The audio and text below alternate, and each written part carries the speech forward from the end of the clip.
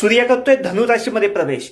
आता परवा 15 तारखेला 15 डिसेंबर रोजी सूर्य येतो वृश्चिक राशीतून धनुराशीत प्रवेश करणार आहे. आता वृश्चिक राशीत आहे, तो 15 तारखेला धनुराशीत जाईल.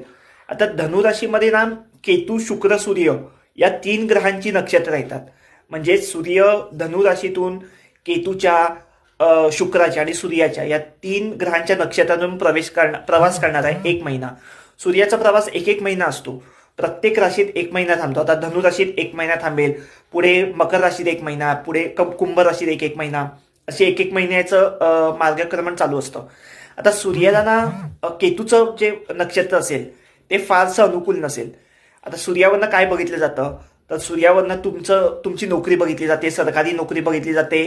बापाचा कारक आहे, वडिलांचा कारक आहे. त्यामुळे बापाचं आरोग्य, वडिलांचं आरोग्य, तुमचे आजार, तुमची प्रकृती ठीक राहील की नाही, हे सगळ्या बऱ्याचशा गोष्टी या सूर्यावरनं बघितल्या जातात. अत्यंत महत्वाचा ग्रह आहे हा सूर्य. त्याच्यामुळे हा जो सूर्य जेव्हा केतूच्या नक्षत्रात जाईल तेव्हा तुम्हाला नोकरीमध्ये म्हणा, आरोग्यामध्ये असे काहीतरी तुमच्या मनासारख्या गोष्टी घडणार नाहीत. नोकरीत अडचणी येतील, आरोग्य बिघडेल, असे काही अनुभव येऊ शकतात. पण घाबरून जायची गरज नाहीये. 15 दिवसांनी ते नक्षत्र बदलेल, त्यामुळे तेव्हा तुम्हाला चांगली फळं मिळणार आहेत. त्यामुळे काही टेन्शन घेऊ नका. तुम्ही तुमचे प्रयत्न चालू ठेवा, सगळं काही छान होणार आहे. All the best.